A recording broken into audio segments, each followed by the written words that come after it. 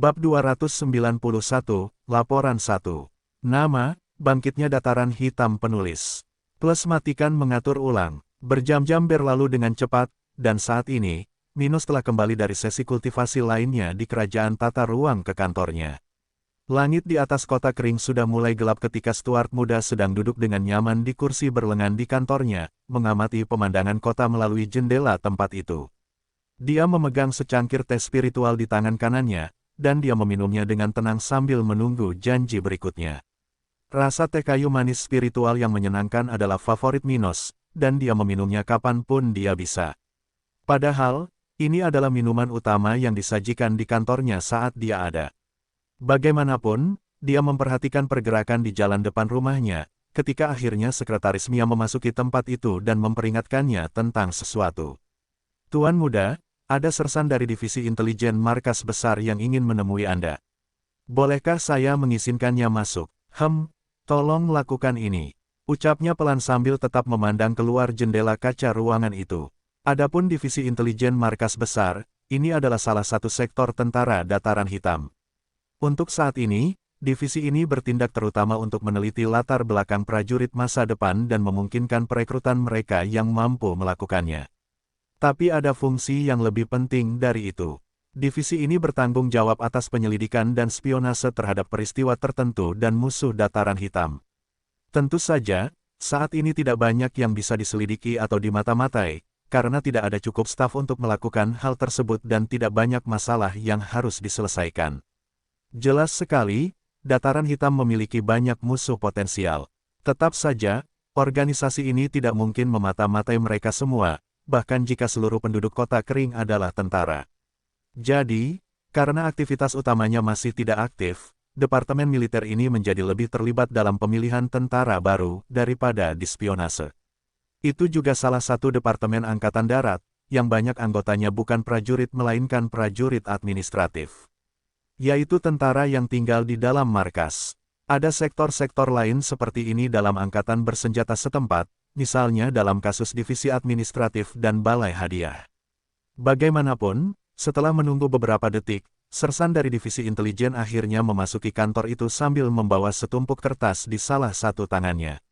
Ia mengenakan seragam khas tentara setempat, yang bentuknya seperti model baju besi sederhana berwarna emas dan perak, yang memiliki beberapa simbol. Salah satunya menunjukkan pangkat prajurit di bahu kiri, yang lain menunjukkan divisi prajurit itu di bahu kanan, dan terakhir, simbol dataran hitam, di dada kiri. Dia kemudian menyapa Minos dengan cepat sebelum akhirnya mulai membicarakan hal-hal yang ingin dia laporkan di sini. Tuan muda, divisi kami telah meninjau semua dokumen yang dikumpulkan di pangkalan barat laut keluarga Chambers. Dia segera berkata sambil memberikan tumpukan kertas itu kepada Minos. Oh, itu bagus. Di saat yang sama, Minos berkomentar saat dia mulai mendalami makalah yang disampaikan prajurit tersebut. Seperti yang Tuan muda lihat, kami menemukan banyak informasi relevan tentang keluarga Chambers dari dokumen yang berasal dari pangkalan itu. Namun, kami tidak hanya mendapatkan informasi dari mereka tetapi juga dari kekuatan lain di wilayah tersebut. Prajurit itu mulai menjelaskan poin-poin utama kepada Minos. Pertama-tama, kami menemukan bahwa keluarga Chambers memiliki hubungan jangka panjang dengan kelompok pembunuh, Scourges of the Devil, sebuah organisasi yang merupakan musuh tentara. Anda dapat melihatnya di halaman 12. Dan setelah mendengar itu, Minos dengan cepat membalik-balik halaman laporan itu sambil memasang ekspresi serius di wajahnya. Kenapa aku tidak terkejut? Dia berpikir sendiri, mengingat betapa sedikitnya yang dia ketahui tentang keluarga Chambers. 3 dokumen ditemukan di pangkalan itu tentang organisasi pembunuh ini. 2 di antaranya adalah surat yang dikirim antara keluarga raja spiritual dari kamar, membicarakan tentang kematian seseorang bernama Jeff, yang telah mengkhianati keluarga itu dan melarikan diri ke Scourges of the Chambers. Iblis. Namun, segalanya tidak berjalan baik baginya, karena keluarga Chambers sudah lama menjalin kemitraan dengan organisasi itu. Minos mengeluarkan suara setuju saat membaca transkrip surat yang diterima Jami. Sersan itu kemudian melanjutkan, dokumen lainnya bukanlah surat melainkan pemberitahuan internal keluarga Chambers, di mana salah satu tetua organisasi itu memberi perintah kepada Raja Spiritual, Jami, untuk membuat kesepakatan dengan pembunuh bernama Sandi, Skite. Petik 1 petik 2, Rupanya, seperti yang bisa Anda lihat di halaman 13 dan 14, mereka mencoba menyewa pembunuh ini untuk melakukan pekerjaan di kerajaan salju. Adapun target dari kontak ini hanya diidentifikasi dengan kata nyata. Sayangnya, tidak ada informasi apapun tentang pencambukan iblis dalam dokumen yang diperoleh ini, pikir Minos sedikit kecewa. Mengetahui lokasi markas Scourge of the Devil akan sangat penting untuk balas dendam Minos di masa depan. Tapi hal seperti itu juga diharapkan. Lagi pula, meskipun ini adalah markas keluarga Chambers, tempat ini tetaplah sebuah cabang. Itu tidak akan menyimpan informasi penting di tempat seperti itu. Mungkin kita bisa mendapatkan lebih banyak informasi tentang pencambukan iblis di markas besar keluarga Chambers, dia bergumam pelan, masih melihat kertas di depannya. Prajurit itu kemudian kembali berbicara tentang penemuan yang telah dibuatnya. Kedepannya, Tuan Muda akan melihat, di halaman 5, transkrip berita internal tentang keluarga Chambers. Dari isi dokumen yang ditemukan di pangkalan itu, salah satu mata-mata keluarga Chambers di Kerajaan Ombak mengetahui tentang antisipasi upacara penobatan putra mahkota. Peristiwa seperti itu seharusnya terjadi dalam waktu kurang dari 2 tahun. Apa? Minos berseru kaget. Dia tidak percaya Kerajaan Ombak akan memilih penggantinya dalam waktu dekat. Lagi pula, Raja negara itu bahkan belum berusia 800 tahun, dan ketiga pangeran itu masih berada di tahap kelima dalam budidayanya. Nah, Minos kaget dengan informasi tersebut. Dia telah belajar tentang keluarga kerajaan-kerajaan ombak pada saat di Akademi Spiritual, jadi dia tahu tentang beberapa hal mengenai dunia itu. Selain mengetahui usia raja dan budidayanya, level 59, Minos juga menyadari bahwa kerajaan ini akan memilih putra mahkota hanya ketika semua pesaing mencapai budidaya tahap ke-6. Hanya dari titik itulah perlombaan untuk penerus raja dimulai di negara bagian tersebut. Namun hal itu tidak dapat terjadi pada saat ini. Sebagai pesaing utama, musuh Peter, Charles Walker, baru berusia 22 tahun dan seharusnya berada paling banyak di pertengahan tahap kelima budidaya. Dan selain kemungkinan pemilihan penerus raja terjadi terlebih dahulu, hal itu akan terjadi jika sesuatu terjadi pada raja. Apakah raja sakit parah dan memutuskan untuk memajukan pilihan penggantinya? Minos bertanya-tanya dalam hati. Itu tidak masalah. Bagaimanapun, ini bukanlah kabar baik bagi kami. Jika orang itu, Charles Walker menjadi raja, itu bisa membuatku mendapat masalah. Setelah itu, prajurit itu melanjutkan presentasinya tentang apa yang telah ditemukan. Dia telah berbicara tentang kecelakaan kapal yang terjadi di Laut Utara, tetapi divisi intelijen tidak terlalu memperhatikannya. Di sisi lain, Stuart Muda sangat ingin tahu tentang Laut Utara yang terkenal itu. Baginya, ada dua informasi yang kontras dalam benaknya. Di satu sisi, pengetahuan Akademi Spiritual tentang masa kini memberitahu Minos bagaimana Laut Utara, dekat kerajaan akhir, berbahaya, bahkan bagi para orang suci spiritual. Namun, kenangan yang dia miliki tentang tempat ini, melalui warisan yang ditinggalkan oleh Henricus Longus, memberitahunya bahwa tempat ini seharusnya tidak terlalu berbahaya. Faktanya, terdapat wilayah dengan konsentrasi spiritual yang tinggi di wilayah tersebut. Meski begitu, kekuatan rata-rata binatang laut seharusnya tidak terlalu menakutkan. Di zaman Tuhan, ini adalah tempat yang paling bisa dibandingkan dengan kerajaan Flaming saat ini. Dengan kata lain, Laut Utara hanya sekuat dan berbahaya seperti kerajaan kelas 2 beberapa juta tahun yang lalu. Apa yang terjadi di wilayah itu? Saya yakin binatang laut di sana tidak menyerang kapal secara cuma-cuma pada masa Henricus Longus. Mengenai cuaca, seharusnya tidak terlalu. Laut Utara di benua tengah adalah situs bersejarah yang terkenal dengan cuacanya yang tidak stabil dan binatang buas tingkat tinggi. Ada daerah yang sangat dingin, sampai-sampai bongkahan es yang sangat besar terbentuk di langit, menciptakan hujan yang tak terbayangkan yang bisa menenggelamkan kapal-kapal besar. Pada saat yang sama, di daerah yang tidak terlalu jauh, orang dapat menemukan tempat-tempat panas di mana lautnya mendidih.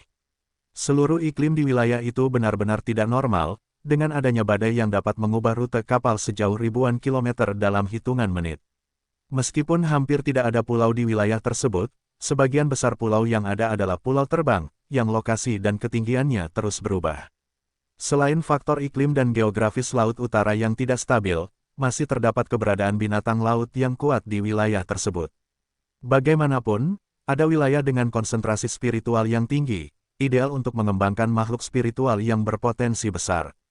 Akhirnya karena itu semua, Laut Utara sempat dikenal sebagai tempat yang asing, sudah pada zaman Henricus Longus. Namun, dalam ratusan ribu tahun terakhir, tempat itu semakin terkenal di dunia spiritual. Laut Utara telah dikenal sebagai pemakaman maritim para orang suci. Minos tidak tahu persis kapan keadaan berubah, tapi dalam sejarah terkini di bagian utara benua tengah, insiden di wilayah itu terus meningkat. Kasus seperti kapal bajak laut segitiga darah yang sebelumnya ditumpangi Emlyn sudah menjadi hal yang lumrah terjadi. Dalam banyak kasus, orang-orang dari wilayah lain di dunia spiritual diarahkan ke tempat itu oleh badai saat melakukan perjalanan di sekitarnya. Setelah memasuki Laut Utara, hanya sedikit orang yang selamat dari tempat itu, dan dalam banyak kasus, hanya sisa-sisa kapal yang ditemukan. Dan dari situlah wilayah ini mendapatkan ketenarannya sebagai kuburan para orang suci. Banyak mayat penggarap dari tahap budidaya ini telah ditemukan di antara kapal-kapal yang rusak, bersama dengan awaknya masing-masing. Tidak sulit untuk mengenali level seseorang melalui jenazahnya karena sebagian energi spiritual dialokasikan ke tubuh fisik. Ketika seorang kultivator meninggal, jiwanya, bagian dirinya yang menampung sebagian besar kultivasinya, menghilang, hanya menyisakan tubuhnya, yang dapat menyimpan hingga 10% kekuatan kultivator.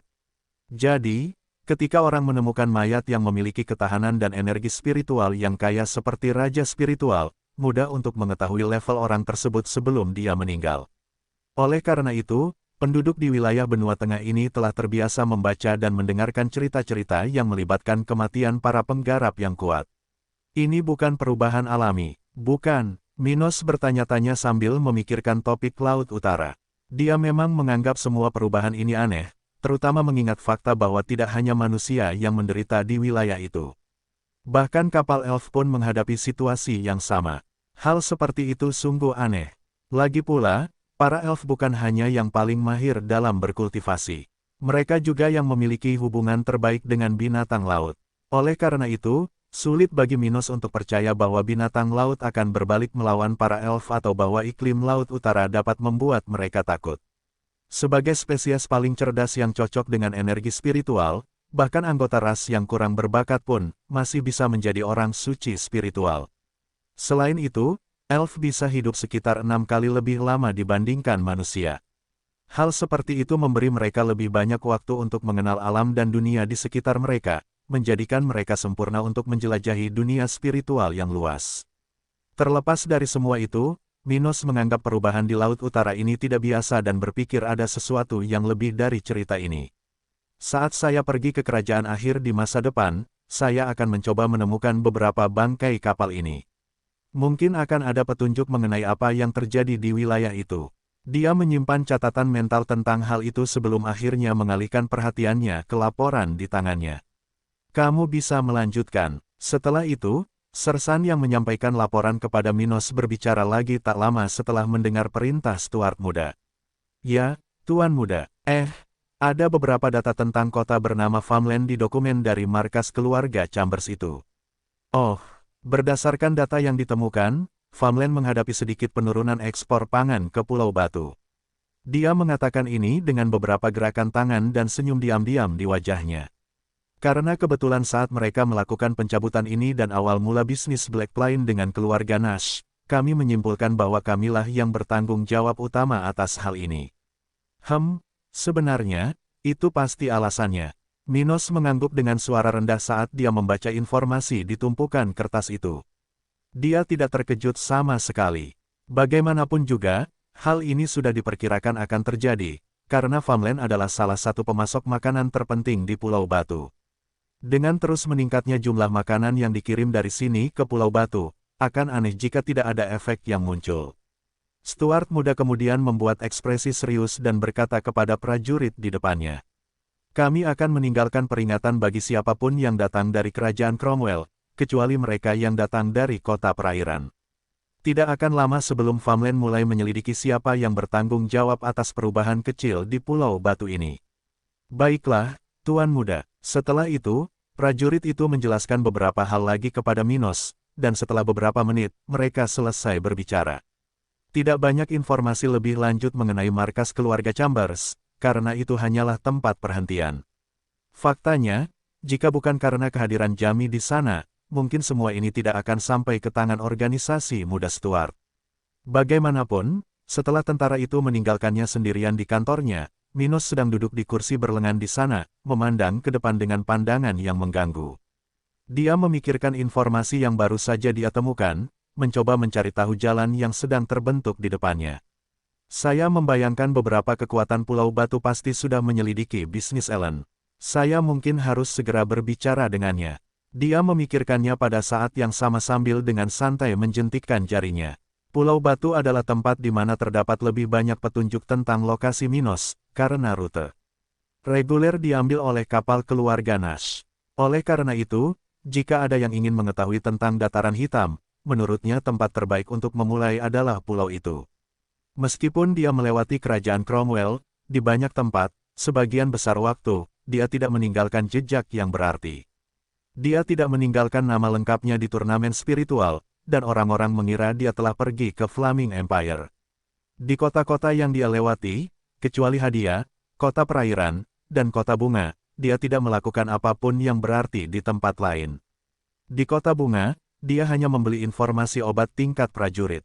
Jadi, tidak ada jejak yang bisa membawa musuh ke dataran hitam. Di Hadia, dia benar-benar bersembunyi, dan bahkan jika seseorang berhasil mengikuti jejaknya, itu hanya akan mengarah ke markas Chambers. Setelah itu, mustahil untuk mengetahui kemana perginya kelompok Minos, mengingat banyaknya kemungkinan untuk melarikan diri. Dan terakhir, di kota perairan, dia pernah berbisnis dengan Bupati Mirya, dan banyak warga di tempat itu yang sudah mengetahui wilayah Minos. Itu adalah tempat paling rentan di dataran hitam, tapi itu juga satu-satunya tempat di mana Minos tidak menimbulkan masalah tetapi mendapat manfaat. Karena semua ini, tidak banyak sifat yang dapat mengancam dataran hitam di kerajaan Cromwell. Kota kering kemungkinan besar harus memperlambat perkembangannya dalam jangka pendek. Saya tidak bisa lagi mengambil risiko untuk mencoba menarik lebih banyak penduduk ke sini, dia menyimpulkan. Setelah migrasi pengangguran dari kota perairan berakhir, tidak akan ada lagi kota yang tersisa di wilayah dataran hitam yang berdekatan. Tempatnya sebagian dikesampingkan. Tentu saja, ada kota maritim, tapi akan sangat bodoh jika mencoba melakukan sesuatu di sana. Selain itu, tidak banyak alternatif bagi Minois untuk memasukkan lebih banyak pekerja ke wilayahnya. Yah, pendudukku semakin kuat, dan ini akan meningkatkan efisiensinya. Oleh karena itu, menurutku setidaknya dalam jangka pendek, maksimal 1 tahun, kita masih bisa tumbuh dengan kecepatan saat ini. Sementara Minos sibuk dengan masalah dataran hitam, raja spiritual yang dikirim oleh keluarga Chambers untuk menyelidiki kematian Kevin sedang menyelidiki apa yang telah terjadi. 3 orang sebelumnya telah dikirim ke pangkalan yang diserang untuk meningkatkan pencarian di wilayah tersebut, bekerja sama dengan kelompok Cat. Mereka telah menunggu di markas itu hingga kemarin, ketika Roy akhirnya muncul, tiba di tempat itu setelah berhari-hari melarikan diri dari penganiayaan keluarga Hayes. Roy baru saja selamat dari penganiayaan terhadap kelompok raja spiritual tersebut dan terluka parah ketika dia tiba di pos itu. Bahkan binatang bersayapnya berada dalam kondisi yang mengerikan, setelah tiba di pangkalan itu dalam keadaan memar dan kotor oleh darahnya sendiri. Akhirnya, setelah sampai di tempat yang aman, Roy menceritakan semua yang telah dia lalui kepada 5 raja spiritual sebelum akhirnya dia dibebaskan untuk menerima perawatannya. Butuh waktu beberapa bulan untuk pulih dari luka yang dideritanya, jadi dia tidak diikut-sertakan dalam penyelidikan lokal atas kematian Kevin. Akhirnya, setelah menerima laporan Roy dan juga berita terbaru dari markas besar keluarga Chambers, kelima raja spiritual kembali melakukan penyelidikan, membagi lagi wilayah utara kerajaan Cromwell. Di kota Hadia, salah satu raja spiritual yang pernah tiba di markas itu dari keluarga Chambers sebelumnya, kini berada di kantor pusat pemerintahan lokal kota ini. Dia berada di pusat Hadia, bagian bangsawan dan berkembang dengan baik dari kota dengan banyak kelas ini, di mana sebuah istana yang indah berada. Dan di tengah bangunan mewah yang penuh dengan pepohonan serta keindahan alam. Dan buatan, dia sedang duduk berhadapan dengan penguasa tempat ini.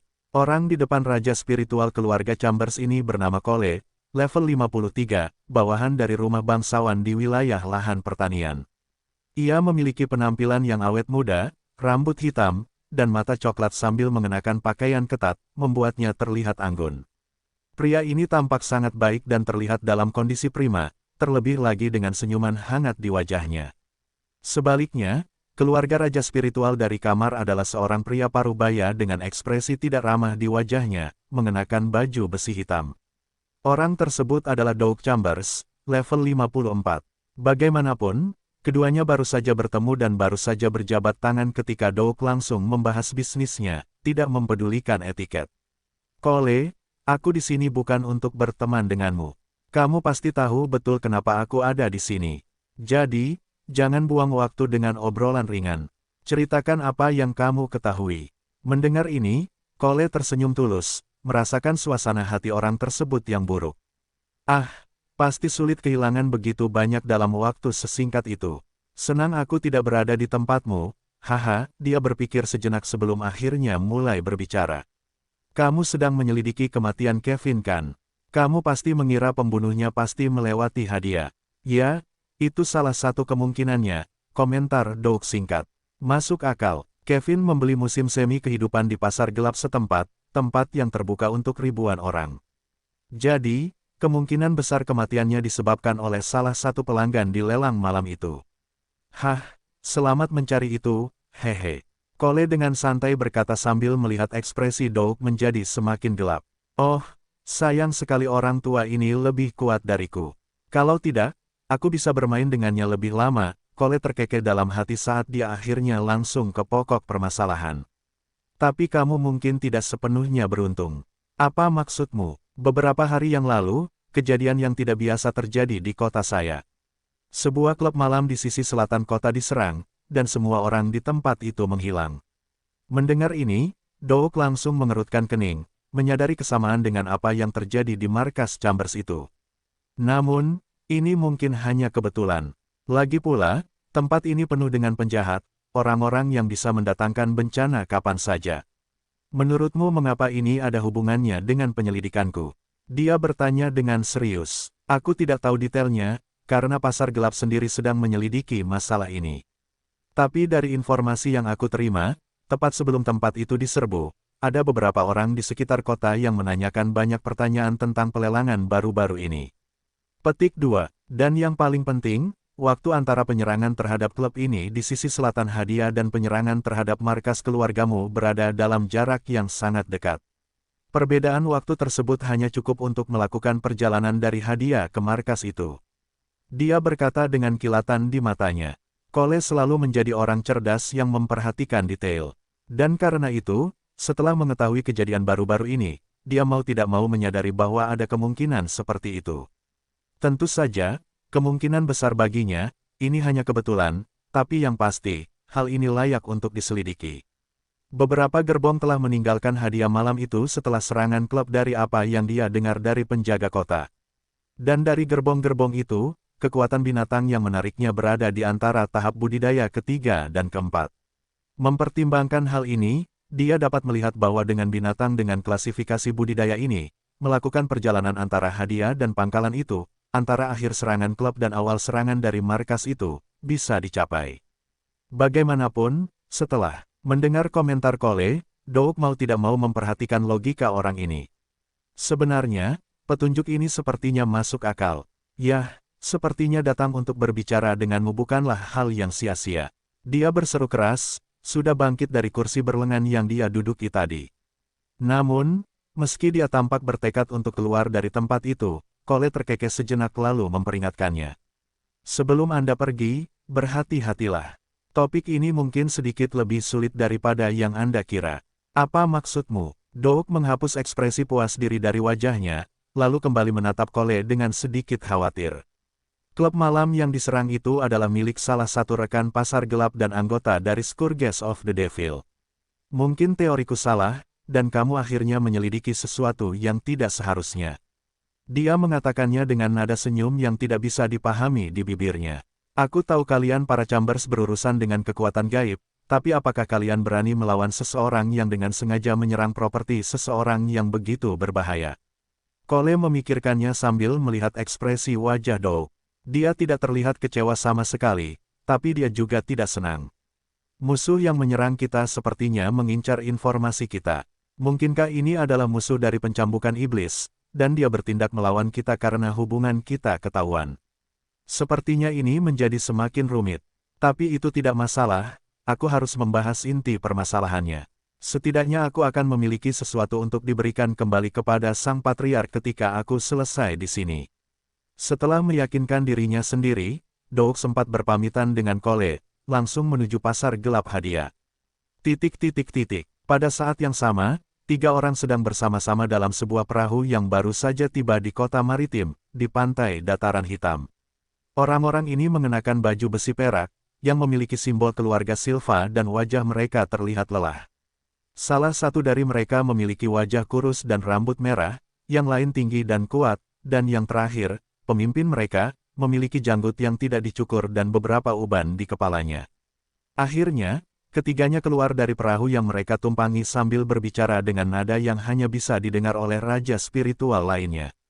Nah, setelah 2 bulan di Pulau Batu, kami sekarang yakin kelompok Sarah tidak terbunuh di sana. Begitulah kata pria berambut merah.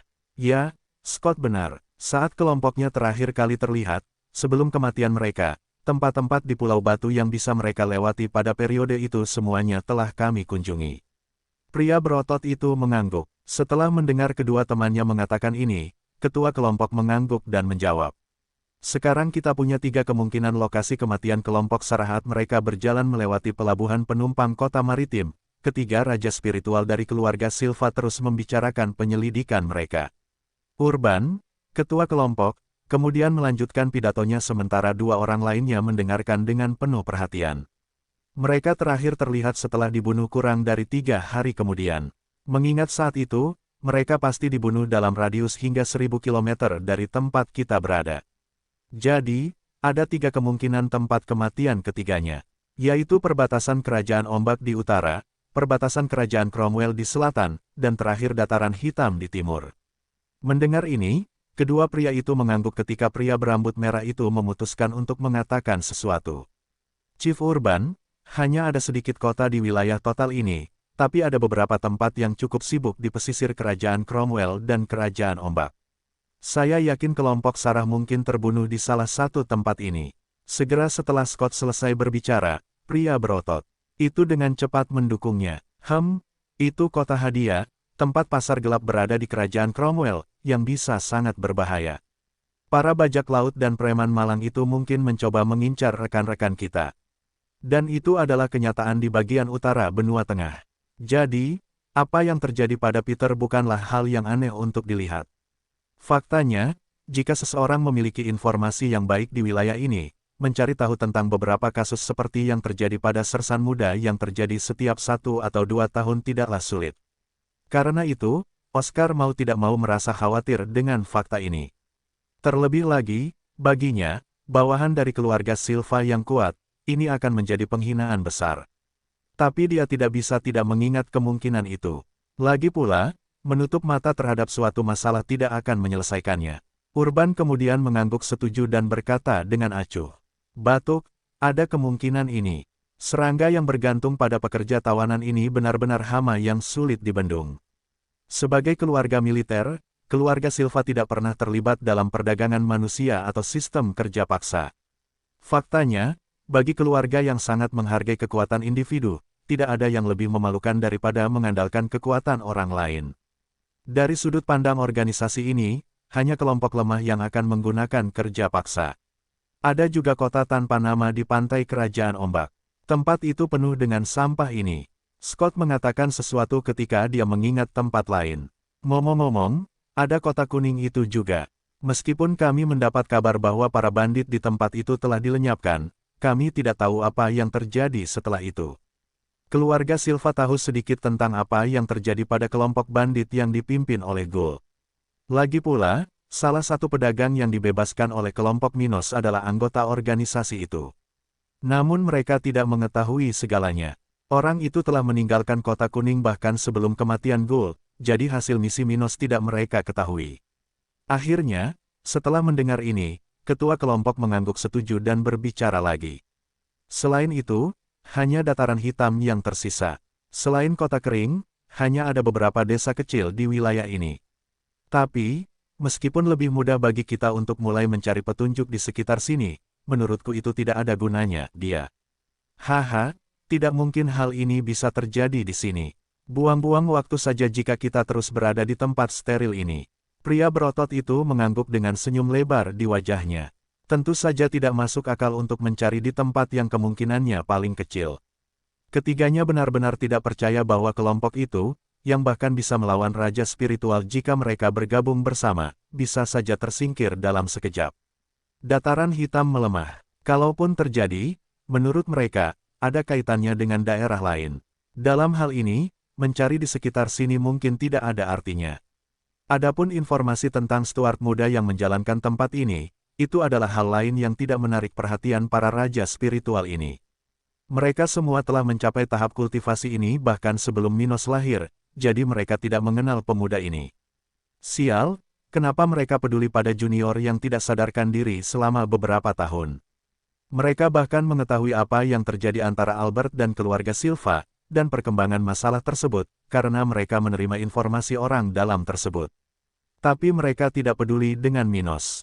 Kecuali mereka diberi perintah untuk melakukan sesuatu yang berhubungan dengan pemuda ini, ketiganya tidak akan menaruh perhatian pada Minos. Akhirnya, ketiganya meninggalkan bagian pelabuhan kota itu, tiba di tempat mereka sebelumnya meninggalkan binatang spiritual mereka.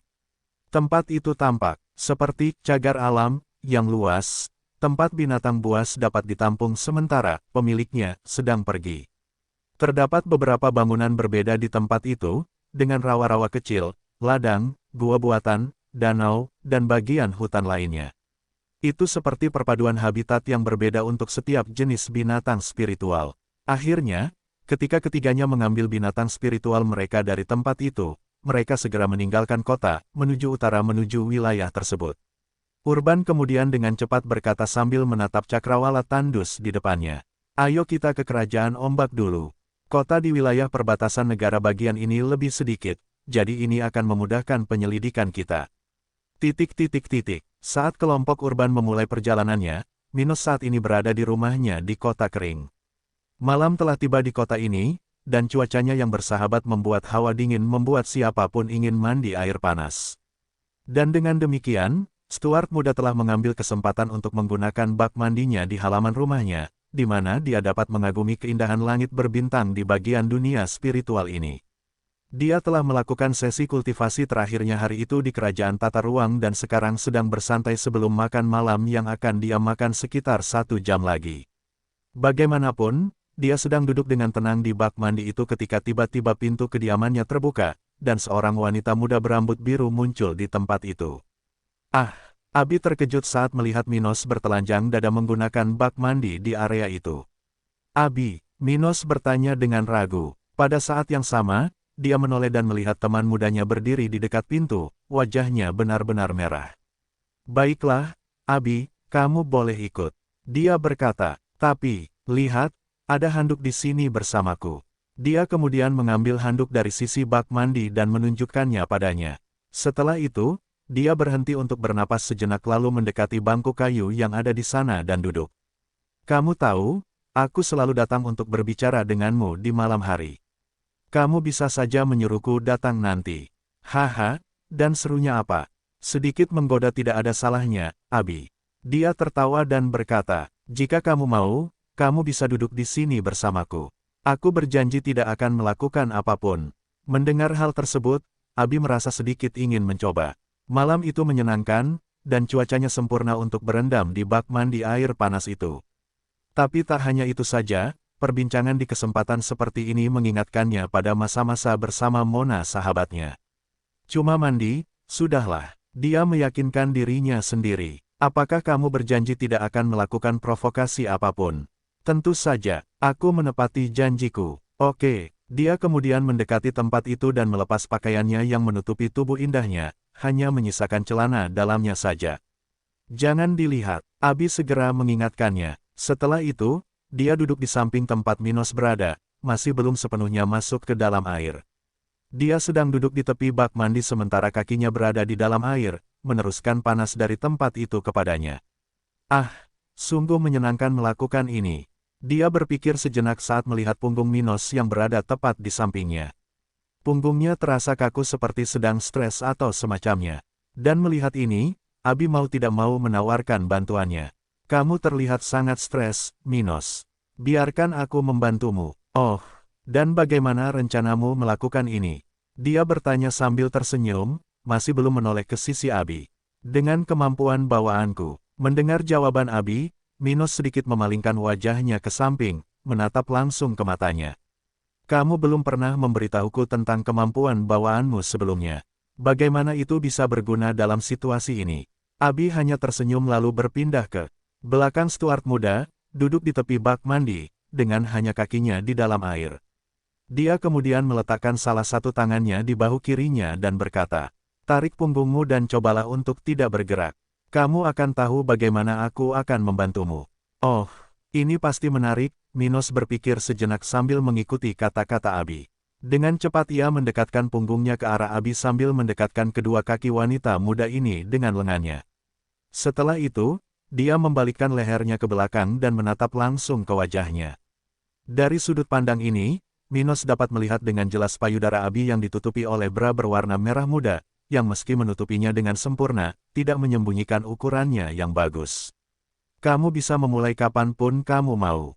Dia berkata, melihat Minos memandangnya, Abi sedikit tersipu dan kemudian menggunakan tangannya untuk menundukkan kepalanya, membiarkan bahunya terbuka padanya. Saya akan mulai dari pangkal leher Anda. Saya akan memijatnya sebentar, dan kemudian Anda akan mulai merasakan kesemutan. Oke, setelah itu, Abi mulai melakukan serangkaian gerakan pada pangkal leher Minos, menekannya hingga tangannya diselimuti energi biru. Seolah-olah kabut biru terbentuk di tangan wanita muda ini saat dia menyentuh pria di depannya. Di saat yang sama, dengan reaksi aneh yang terjadi di tangan wanita muda itu, Minos merasa merinding di sekujur lehernya. Perasaan itu sungguh menyenangkan, dan perlahan membuatnya merasa lebih rileks. Bulu-bulunya di daerah itu benar-benar berdiri tegak. Otot-ototnya kembali ke posisi aslinya sementara dia merasakan kesadarannya sedikit berfluktuasi. Namun pijatan yang didapat Abi agak aneh bagi Minos. Dia tidak menekan tubuhnya. Sebaliknya, yang dilakukan Abi lebih seperti dia hanya mengusap pangkal lehernya dengan jari. Namun, meski gerakannya tampak sederhana, reaksi yang dirasakan Minos tidaklah demikian. Dia bisa merasa panas di saat tertentu, dingin di saat lain. Tampaknya Abi mengganti kedua sensasi ini sedemikian rupa sehingga pasiennya tidak lelah. Dia kemudian mulai berbicara dengan suara pelan agar Minos merasa sedikit mengantuk. Kemampuan bawaanku adalah salah satu tipe pendukung. Aku bisa menstimulasi indera fisik orang yang aku sentuh menggunakan tanganku. Saya dapat merangsang tubuh Anda untuk menghasilkan reaksi tertentu, yang mungkin termasuk menghilangkan rasa sakit akibat luka, membuat Anda merasa dingin atau panas, atau mengendurkan otot-otot Anda, seperti yang saya lakukan sekarang. Dia mengatakan ini di samping telinga kanannya, masih memberinya pijatan yang luar biasa. Sementara itu, Minos sudah terkapar di atas kaki Abi, sambil menghela napas dalam-dalam seolah beban beratnya telah dilepaskan. Dia memang stres dengan semua yang terjadi. Lagi pula, ia harus menghadapi kehidupan ribuan orang setiap harinya, harus mengkhawatirkan musuh, sekutu, keputusan administratif, dan lain-lain. Tugas seorang penguasa tidaklah mudah dan tentunya akan membuat masyarakat dalam kondisi seperti itu merasa tertekan. Hah, skillmu cukup menarik ya, aku tidak menyangka kamu akan memiliki skill seperti itu Abi, hehe. Dia perlahan berkata saat dia merasakan sensasi kesemutan di sekujur tubuhnya. Mendengar nada genit Minos, Abi tidak marah. Keahliannya bisa bermanfaat dalam membantu orang, dan bukan hanya hal-hal kotor yang dipikirkan temannya. Kalau kamu tidak penuh dengan pikiran mesum, kamu akan melihat bahwa kemampuanku bisa membantu kehidupan orang lebih baik. Asal tahu saja, nenek buyutku memiliki kemampuan yang sama denganku, dan dia sangat dihormati di keluarga kami karena dari itu. Dia pernah bekerja di rumah sakit markas kami, telah merawat banyak anggota dan bawahan yang menderita penyakit fisik. Dia berkata dengan bangga, aku mengerti. Sepertinya skill ini sangat cocok dengan pengobatan. Kenapa kamu tidak mengikuti spesialisasi ini? Minos bertanya dengan ragu. Faktanya, tidak jarang di dunia spiritual seseorang memiliki kemampuan yang terfokus pada bidang tertentu dan tidak terus mempelajari teknik dari bidang tersebut. Misalnya, Henricus Lomus sendiri adalah seorang pejuang, meskipun ia memiliki kemampuan ramalan, sesuatu yang khas dari peramal. Minos tahu bahwa Tuhan telah memilih jalan ini karena kemampuan bawaannya sudah cukup baik sehingga dia tidak memerlukan teknik pendukung. Jadi, dia ingin tahu apakah Abi merasakan hal yang sama dengan pakar itu. Keahlianku sepertinya tidak meningkatkan kemahiran dalam bidang kedokteran. Setidaknya, itulah yang ditemukan oleh nenek buyutku. Karena itu, aku memutuskan untuk mengambil jalan yang berbeda darinya. Dan tahukah kamu, aku selalu menyukai gagasan menjadi seorang pejuang. Dia menjawabnya sambil mengusap punggung Minos. Menarik, mungkin kita bisa menggunakan kemampuannya secara berbeda di masa depan, dia berkomentar samar-samar, mencoba memikirkan kemungkinan yang akan terjadi pada Abi. Namun, rangsangan terus-menerus yang dia rasakan segera membuatnya mengesampingkan pemikiran rasionalnya. Sulit untuk mempertahankan perhatiannya pada hal seperti itu sementara Abi membuatnya merasa begitu ringan. Dia bahkan merasa suaranya mencoba membuat dia berada dalam suasana hati seperti itu, membuatnya merasa mengantuk dan rentan. Abi, kemampuan tanganmu benar-benar hebat ya. Setelah itu, wanita muda itu akhirnya masuk ke dalam bak mandi itu, tetap di belakang Minos sepanjang waktu sambil memperluas pijatannya ke punggung bawahnya. Ah, ini mengingatkanku pada masa akademi spiritual. Apakah kamu ingat saat kita mengunjungi kolam termal? Minos bertanya padanya, merasa nostalgia. Saat itu kita baru berumur 6 tahun, apa kamu masih ingat itu? Ya, aku ingat. Neal mencoba memata-matai Brook saat dia sedang berganti pakaian. Haha, padahal saat itu kami berempat masih anak-anak, pria itu sudah jatuh cinta padanya. Neal Ryan dan Brook Parkinson adalah dua siswa di akademi spiritual dari kelas yang sama dengan Minos dan Abi. Keduanya cukup dekat dengan keduanya yang sekarang sedang bersama di bak mandi dan bahkan mungkin dianggap sebagai teman. Minos selalu tersenyum dan berkata, saya tidak akan pernah melupakan pemukulan yang dia lakukan, hahaha. Mendengar hal itu, Abi tak bisa menahan senyumnya mengingat kejadian saat mereka masih anak-anak. Saat itu, hal itu merupakan hal yang aneh baginya, tetapi melihat ke belakang sekarang, mau tak mau dia melihat kesenangan di dalamnya. Saat itu, dia menghabiskan 2 hari tidur dengan mata terbuka, curiga Neal akan mencoba sesuatu. Abi berkomentar lembut tak lupa memijat punggung Minos. Tahukah kamu apa yang terjadi pada mereka berdua?